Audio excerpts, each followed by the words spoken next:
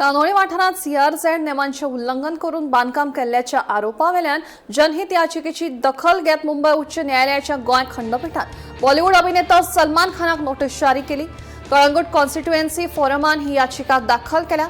याचिकेत कानोळे वाठारातल्या सर्वे क्रमांक 82/1F आतल्या बांदकामाक आव्हान दिला। तशेंच हो वाठार सीआरझेडच्या नेमांप्रमाण नो डेव्हलपमेंट झोनाच्या वाठारात येता असो दावो याचिकादारान केला। तशेंच सलमान खान आणि त्याच्या कंपनीन पर्यावरणाच्या नेमांचे उल्लंघन करून संवेदनशील वाठारात विला उबारिल्ल्याचो आरोप याचिकेत केला।